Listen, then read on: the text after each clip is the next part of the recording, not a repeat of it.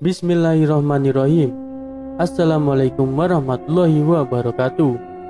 Kembali lagi bersama Mang Aji di channel History Horror yang akan menemani teman-teman semua dengan cerita horor dan mistis. Semoga cerita ini bisa menghibur. Kali ini saya akan melanjutkan cerita yang berjudul Dendam Api Asmara. Cerita ini ditulis oleh Rohim Ibrahim. Bagi teman-teman yang ingin membaca kisah aslinya, bisa kunjungi link yang nanti akan saya sertakan di kolom deskripsi. Tak usah lama-lama lagi, mari kita masuk ke ceritanya.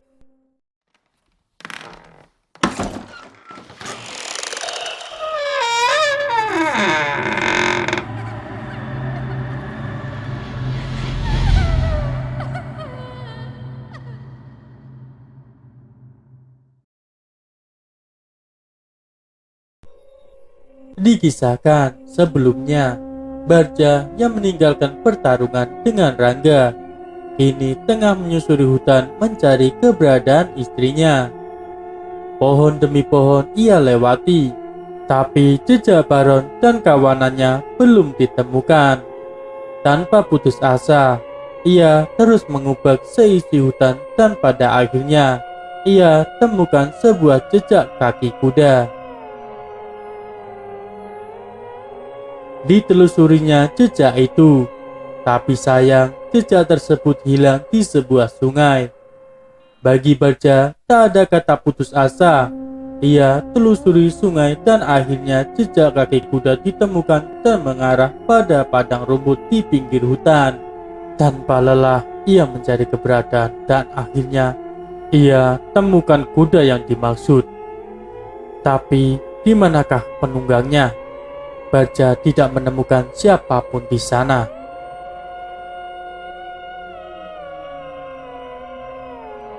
Setelah diselidiki, ternyata ia tertipu oleh jejak tersebut. Karena si empunya memang berada di gubuk di kaki bukit. Ah sial, rupanya mereka menipuku, ketus Barja. Oh iya, kenapa tidak tanyakan pada Rukimin? Bukankah ini rencana Rukimin? Pikir Barja dan berharap Rukimin masih pingsan di belakang rumahnya. Tanpa pikir panjang, ia langsung menaiki kuda dan meluncurnya hingga kuda berlari kencang meninggalkan padang rumput. Setelah Baron dan Codet minum pil, dirasakan tubuhnya ada yang aneh dan tiba-tiba menggeliat. Melihat dua buah dada Rukimin mengintip di balik pakaiannya yang tersikap, kejantanannya pun bangkit. Bagian bawah perutnya coba berontak, tapi mereka hanya bisa menelan ludah, tak berani berbuat macam-macam. Woi, kenapa kalian memandangiku terus? Bentak Rukimin. Keduanya langsung gelagapan salah tingkah. Oh, rupanya obat itu mulai bekerja.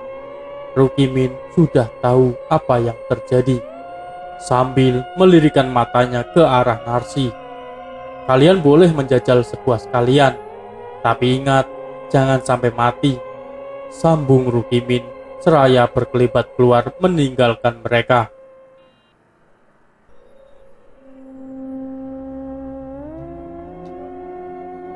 Selepas Rukimin pergi, keduanya mengerubuti Narsi seperti serigala yang kelaparan.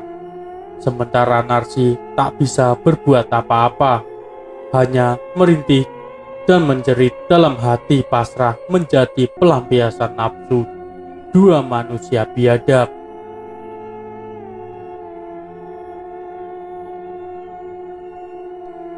Barja yang baru saja tiba di rumahnya langsung berkelebat menuju ke belakang rumah. Tapi yang dicari sudah pergi, yang diharap sudah lenyap. Kini hanya bisa mangap, karena Rukimin memang sedari tadi sudah pergi. Sambil bertunduk lesu, ia melangkah ke dalam rumah dan menceritakan semua kejadian pada Mbok Ija. Sementara si bayi kini berada di rumah Mbok Ija disusui oleh anaknya Mbok Ija yang kebetulan sedang mempunyai bayi juga. Bayangan Rukimin masih memenuhi pikirannya. Orang yang menegurnya pun tak dihiraukan. Bahkan ibunya sendiri diacuhkan seperti orang kesambet, senyum-senyum sendiri.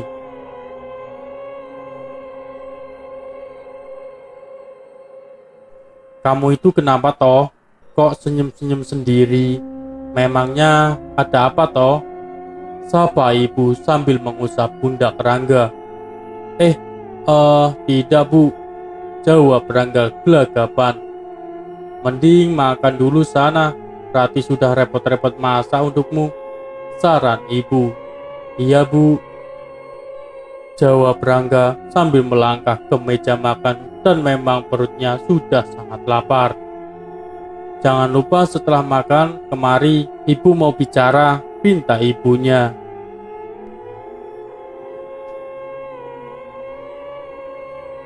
Dilahapnya makanan yang ada di meja yang memang masakan buatan Rati terkenal sedap.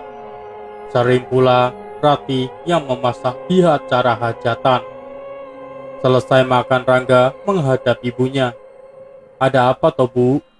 Sepertinya sangat penting, tanya Rangga. Begini loh Le, soal Rati, kamu kan sudah tahu begitu baiknya dia, ramah dan penyabar juga bekerja keras. Banyak membantu ibu dan bapakmu di ladang. Dia sudah ibu anggap keluarga sendiri. Dan juga kasihan dia akan tinggal di rumah sendiri. Wajahnya juga cukup manis dan cantik. Apakah kamu tidak tertarik? Ibunya menuturkan. Aku memang menyayanginya bu, tapi kuanggap adikku sendiri, jawab Rangga. Cuma kalian kan tidak ada hubungan saudara. Ibu takut nanti jadi fitnah. Alangkah baiknya kamu menikahinya, saran ibu Rangga.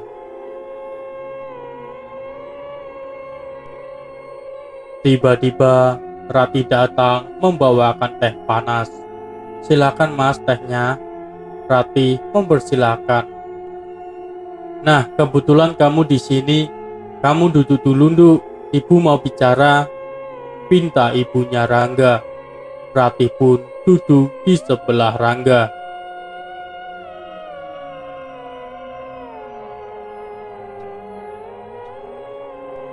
Apa kamu tak ingin punya suami? Tanya ibunya. Ah, ibu, ya pasti ingin, jawab Rati tersipu malu. Kamu mau kan menikah sama masmu ini? Tanya ibu. Maksud ibu? Tanya Rati. Ya mas Rangga ini, jawab ibu. Spontan, mata Rati terbelalak kaget sambil menutup mulutnya. Tapi kemudian ia menunduk malu. Aku, jawab Rati gelagapan sambil mengangguk melirik Mas Rangga. Tuh Le, Rati sudah iya, sekarang tinggal kamu, coba lihat wajahnya.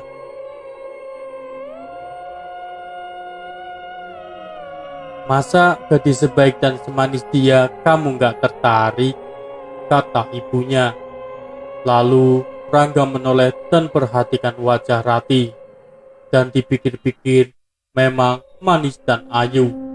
Hanya karena Rati lebih banyak di ladang membuat kulitnya sedikit kecoklatan. Andai dipoles gak kalah cantik dengan Rukimin. Tapi bu, mungkin Rangga butuh waktu untuk memikirkannya.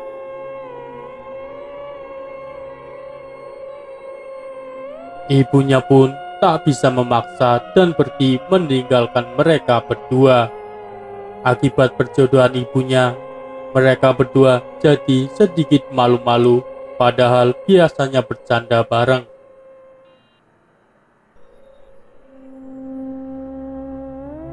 Bersambung.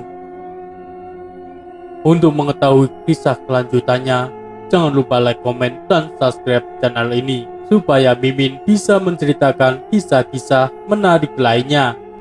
Sekian dari Mimin. Wassalamualaikum warahmatullahi wabarakatuh.